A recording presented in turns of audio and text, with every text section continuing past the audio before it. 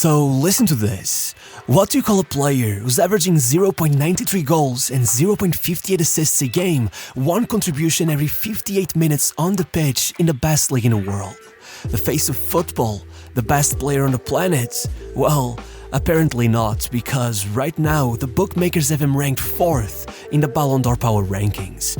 In another era, these stats would have him in conversations as the best individual season of all time, let alone the best of the year. But when Moh Salah does it, nobody cares. And though nothing compares to what's happening this season, this isn't new. He's repeatedly been downplayed in conversations for the greatest African player of all time, and worse, he's often ignored in lists for the Premier League's greatest ever. When put aside that short spell for Mourinho's Chelsea, and you're talking about a guy who landed in England at 25 years old only 8 years ago, and he's 5th in the Premier League's all-time top scorers table and 10th for assists. With maybe one more season, he could reach top 3 and top 5 respectively. The only player who's ever managed that was Wayne Rooney, and he played almost twice as many games as Salah. Thierry Henry is widely considered the Premier League's all-time greatest, even though he has fewer goals, fewer assists, and fewer trophies than Salah in the same number of seasons, while never scoring in a final and never winning the Champions League. But yet,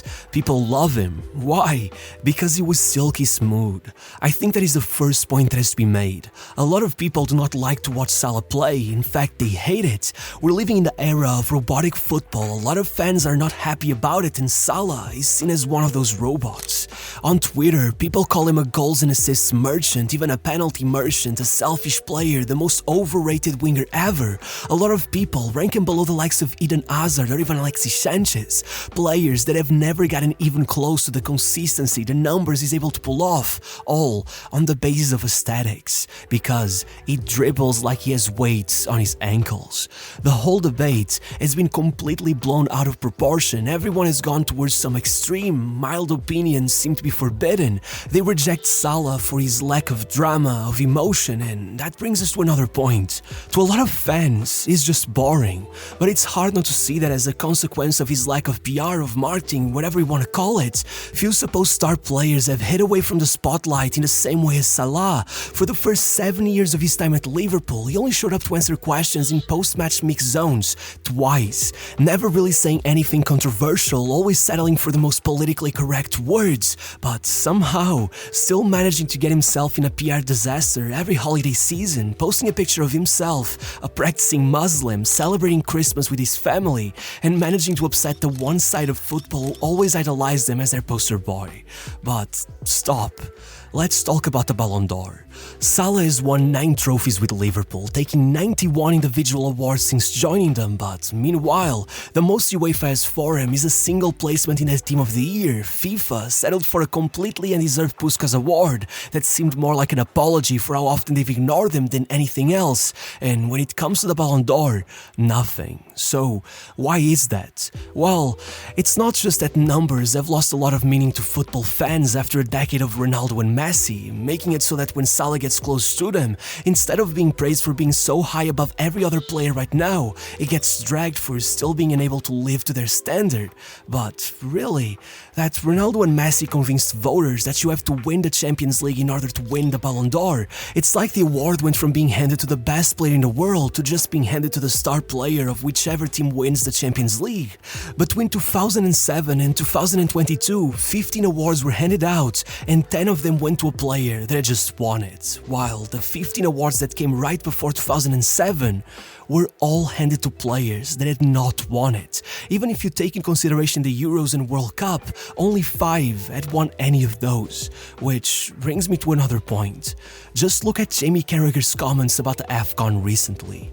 Europeans don't value that tournament at all, while on the other hand, players from historically weaker nations like Egypt have no shot at the World Cup. So, with those tournaments now being given more and more importance over the years, does that mean that in 1 out of every 2 years, Salah is pretty much disqualified for the award, when, really, he has had more impact on his own country's football than any of the players challenging him for the Ballon d'Or? I don't want to go into that same rant again, I've already made a whole video on it, but Salah appeared seemingly out of thin air, while Egyptian football was pretty much dying. For 2 years, there was no football in that country, and somehow he came up the ranks, became their last remaining connection to the sport, their only hope, and somehow managed to drag them back to the final of the African Cup of Nations, to the World Cup, where, playing through injury, he scored their first open play goal since 1934. Ask any Egyptian, that one goal meant more for them than a 16th Copa America could ever mean for Argentina. I think we have been looking at how we rank and value players all wrong. I think the goalposts are being moved every year in order to suit the public's demands or satisfy certain factions of football, and honestly, just looking at how Salah is ranked over the years is enough to see that. It feels almost like he's the first ever player to become a victim of voters' fatigue before he even managed to win anything, because his placements in the Ballon d'Or rankings seem to have no real connection to how well he played in any given year. And I believe, in some ways, this whole mess started because he set way too high of a standard for himself on his very first year. You gotta realize, Salah wasn't a Klopp signing. Klopp wanted to buy Julian Brandt. Salah only came because the board had been tracking him since before he even signed for Chelsea.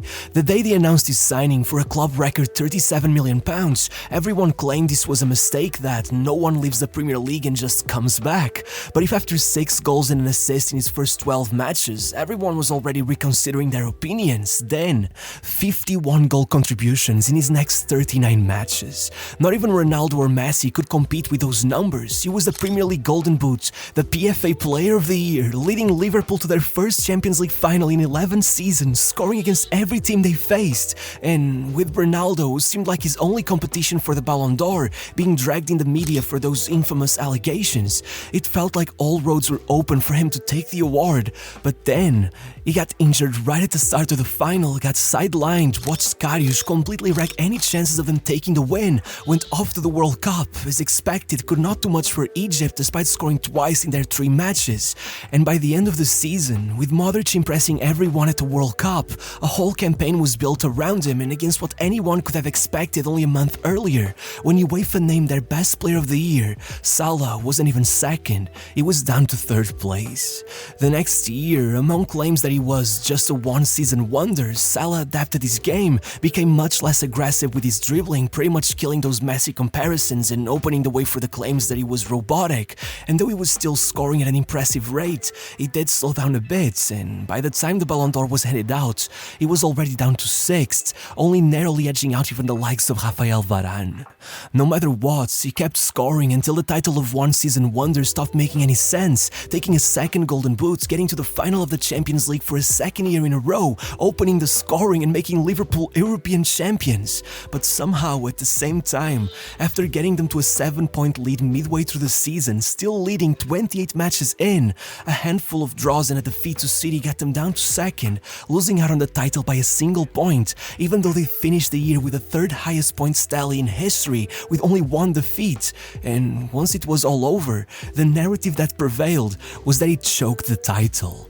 Add to that an European Super Cup, a Club World Cup as the player of the tournament, and still somehow, after a disappointing summer with Egypt, Mane, who had far worse stats than him all year, was not only named African Player of the Year despite losing the final of the African Cup of Nations, as apparently at this point it was still okay for some to choke titles, but was ranked above him in the Ballon d'Or with almost twice as many votes, with Salah finishing 5th, as not even his own country was able to vote for him, somehow filling in an invalid ballot and being disqualified, further worsening any chance he had of making the podium.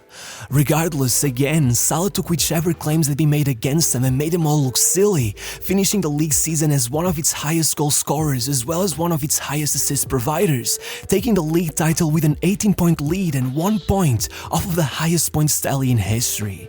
But this time, I won't even bother making some point about how the cancellation of the Ballon d'Or deprived them of some chance of finally taking the award because A, Lewandowski was simply too good to be beaten that year, and B, forget the PFA Player of the Year, Salah didn't even make the PFA Team of the Year. Raheem Sterling, with only 1 more goal than him and almost no assists, took his place.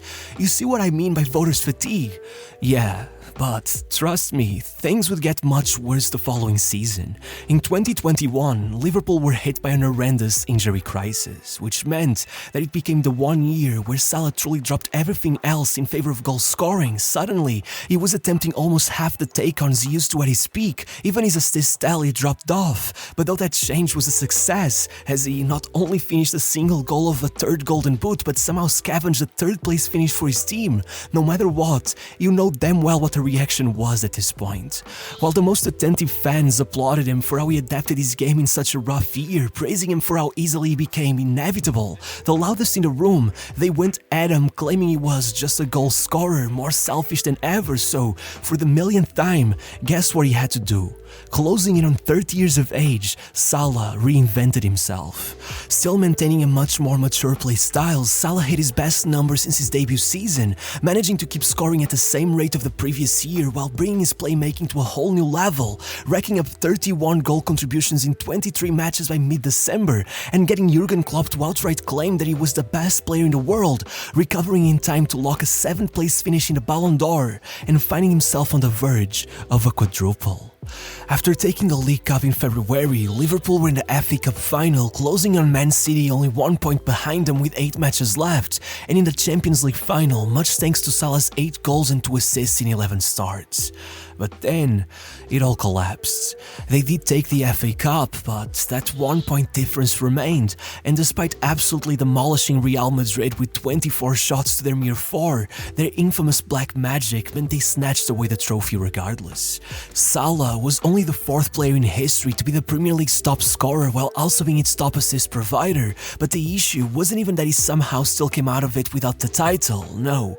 Earlier in the year, after all of his efforts to bring Egypt back to the top of African football, Salah put them in the final of the African Cup of Nations, scoring or assisting all but one of their goals across the entire tournament, only to, in the end, lose out on a penalty shootout to Sadio Mane's Senegal 2 months later, losing to them on a penalty shootout yet again on what was their World Cup qualification playoff, meaning that once the African Player of the Year's voting took place, despite Salah having almost twice as many goal contributions as Mane, 2 penalty shootouts were not just enough for him to lose out on the award to his teammate yet again, but despite him just getting a contract renewal that made him the highest paid player in Liverpool's history, opening the following season with 23 goal contributions in 22 matches, even though his team was being labelled the worst Liverpool under Klopp, all while Mane was shipped off to Bayern where, at times, he struggled to even get off the bench. By the time the Ballon d'Or was awarded, Mane was 2nd place, getting the podium finish that Salah had always chased, while he was 5th. All because of 2 penalty shootouts. Regardless, even after dragging Liverpool to the rest of yet another horrible season, watching them drop down to the Europa League despite his 46 goal contributions, Salah received an offer to play in Saudi Arabia for £77 million a year, more than 4 times what he earned at Liverpool, and still rejected it, choosing to stay and help his club get back to the top, only to end up ranking 11th in the Ballon d'Or, his lowest ever, and then watch Klopp not only announce his departure, but then, strangely, start to question his place in the starting 11 as after 2 months out, Salah came back just in time to witness firsthand as Liverpool's title charge disintegrated in the space of weeks. At one point, getting into an argument in the middle of a match, leading to rumors that Salah may actually leave Liverpool, though really, it almost seems like Klopp himself had fallen for the mistake of underrating Salah as, adjusted for game time, he had just put down his best numbers since his debut season. Matter of fact, he still took Liverpool's Player of the Season award, and looking at what happened next, I'm guessing the rumors that new manager Arne Slot should look to replace him since, after all, he was already 32, must have made him a little angry, as Salah opened his season with 15 goal contributions in 13 matches. But what seemed to really drive him over the edge was when a couple days later, the Ballon d'Or ceremony took place, and he watched a guy like Rodri take the award.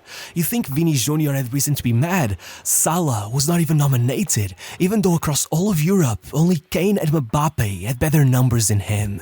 No matter what, Salah didn't give it much thought, he just doubled down, steamrolling every team in the top 6 and putting down 23 goal contributions over the next 13 matches. That's a goal or assist every 49 minutes. He became the first player to hit double digits for goals and assists before Christmas. In other words, those were Messi numbers, but in the Premier League. As The Athletic put it, it. It is the stuff of fantasy, a FIFA career mode being played on the easiest difficulty. Yet, this is a 32-year-old in real life. And he didn't stop there. Then, he went on 8 consecutive games scoring, in most of them with an assist to go alongside it. By the time February ended, he was already on 54 goal contributions. He had scored or assisted 62% of Liverpool's goals, the second highest in Premier League history. For some perspective, his tally of 27 Premier League goals is the same as the other 4 forwards in the team put together. Gakpo, Dias, Jota and Nunez, just not enough. Add to that the fact that he hit 20 assists for the first time in his career, being already only 3 away from matching the Premier League's all-time record, and rightfully, all the bookmakers had him as the outright favourite to win the Ballon d'Or. I'm sorry for hitting you with stat after stat like this, but it's the only way to explain how absurd this all was. Salah had a goal and an assist in 11 different league matches. Again, only Messi ever did that, but he needed a full season. Also, Salah has already matched the league's record for goal contributions in a 38-match season, except that he has only played 29. Grind that down, and it's a goal or assist every 59 minutes on the pitch. For comparison, he's getting close to Ronaldo's and Messi's best ever seasons at 48 and 49 respectively. Hell, Ronaldo's Premier League all-time high was 74, much worse than Salah, but still better than Henry and Rooney, let alone Hazard or Alexis Sanchez. Indeed, with no Euros or World Cup this summer, the Ballon d'Or seemed locked in, but then Liverpool were knocked out of the Champions League by PSG on a penalty shootout. The next game, they shockingly choked the League Cup to Newcastle, and the switch happened. Suddenly, the favorite for the Ballon d'Or is Rafinha, Mbappe comes second, Dembele third. Salah is not even on the podium, all because of 2 defeats. And you know what will happen? With the league already in the bag, the hype will continue to die down. Real, PSG, Bayern and Barcelona will keep moving on in the Champions League. The top players of whichever 2 teams reach the final will creep up alongside the usual suspects. And by the time the voting takes place, again, Salah will be forgotten, somewhere down at 5th to 7th place.